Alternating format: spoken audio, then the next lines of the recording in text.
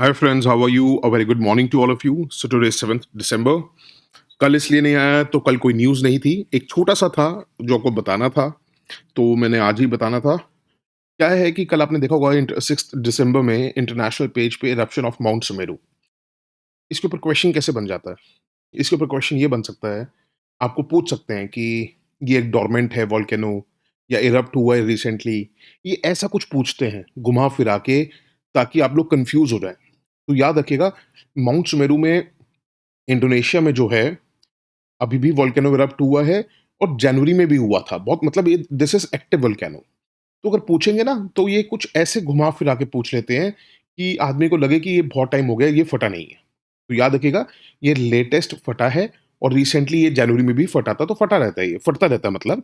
तो ये active volcano है, ठीक है? ये ऐसे ही घुमा-फिरा के आपसे पूछ सकते हैं डोरमेंट डोरमेंट है या बेनाइन हो चुका है या कुछ भी, ठीक है? उसके बाद आज आ जाते हैं आज के न्यूज़पेपर में 7th दिसंबर। 7th दिसंबर में आपने एडिटोरियल पेज देखा होगा, जो सेकंड एडिटोरियल पेज होता है उसमें बास्किंग इन रिफ्लेक्टेड ग्लोरी। तो इसमें बेसिकली ये आता है कि कैसे इंडियंस जो हैं, फॉरेन में जाके इतनी हाई पोज़ीशंस पे पहुँच जाते हैं। मतलब you can take example of Sundar Pichai, Satya Nadella, mister Banga and now recently added mister Parag Agrawal. तो क्या होता है कि इस पे जो होना चाहिए था ना आर्टिकल, जो आपको हेल्प करेगा लिखने में question in any of the GS paper या एसए में। तो ऐसा कुछ नहीं लिखा हुआ था, उसमें बहुत जनरल सा लिखा हुआ था। वो तो जनरल सबको ही पता होता है कि वहाँ जाके क्योंकि इंडिया में अपॉर्च्युनिटीज़ नहीं है। जब देश आज़ाद हुआ था, तो देश में पहले सोचा था लोगों ने कि गवर्नमेंट की इंस्टीट्यूशंस ज़्यादा थे, गवर्नमेंट की कंपनीज़ ज़्यादा थी, प्राइवेट ऑप्शंस नहीं थे और गवर्नमेंट वाले में भी लोग फिर आईएएस, आईपीएस वगैरह, आईआरएस वगैरह जॉइन करने के बाद उस पे पोज़ीशन में पहुँचते थे। तो इतनी अपॉर्च्युनिटीज़ नहीं थी, तो आदमी अमेरिका जाता था, लंदन जाता था। अब क्यों हो रहा है ये? तो मगर जो वो आर्टिकल दे रखा है ना, वो बहुत अच्छा प्रैक्टिस है आपकी कॉम्प्रिहेंशन के लिए। ऐसे आर्टिकल्स आ जाते हैं जो जीएस पेपर 2 होता है प्रीलिम्स में, उसके ऊपर जब कॉम्प्रिहेंशन्स आती हैं, उसमें उस चीज़ के लिए आर्टिकल बहुत अच्छा था, तो आप अच्छी तरह पढ़िए, समझिए क्या लिखा है। उसके ऊपर अभी नोट्स नहीं बना सकते कि हम क्योंकि बहुत जनरलाइज़्ड उसमें लिखा हुआ था। कभी कुछ ऐसा आएगा जो हमारी को हेल्प करेगा इन आंसर राइटिंग, तब हम उसको देखेंगे। उसके बाद एक पेज 9 पे था, आपने सबने देखा होगा नागालैंड में जो हुआ है। सरकार माफ़ी माँग रही है, आर्मी माफ़ी माँग रही है, सब माफ़ी माँग रहे हैं। इस पे कोई ना कोई एडिटोरियल आएगा बहुत बढ़िया। तब हम अपने वैल्यू एडेड पॉइंट्स डालेंगे इसमें कि कैसे हमने इसके एएफएसपीए पे बेसिकली आएगा तो कैसे हमने उसके ऊपर लिखना है।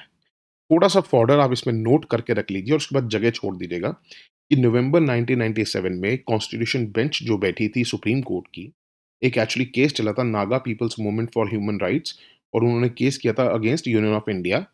उन्होंने कहा था एएफएसपीए की पावर्स को जो ये डेडली फोर्स यूज़ करती हैं, उसको हटाया जाए। सब कुछ इसके ऊपर था वो केस। इतनी डिटेल में आपको केस में नहीं जाना है।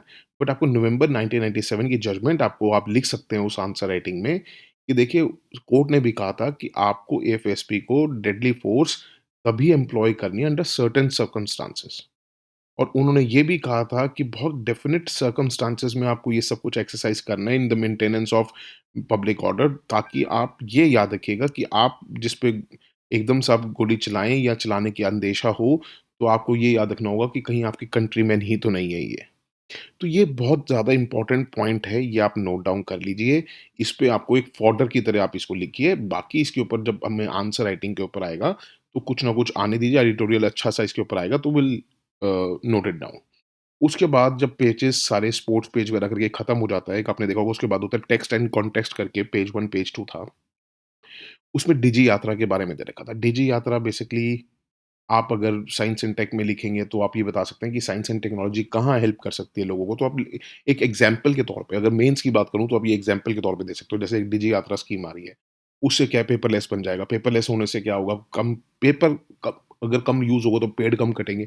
इसको आप ऐसे घुमा-फिरा के भी इसको लेके जा सकते हैं कि साइंस कहाँ-कहाँ हेल्प कर रही है for the climate, for making people life more comfortable, क्योंकि आपको क्यूज़ में नहीं खड़ा होना पड़ेगा, इस सब में नहीं खड़ा होना पड़ेगा।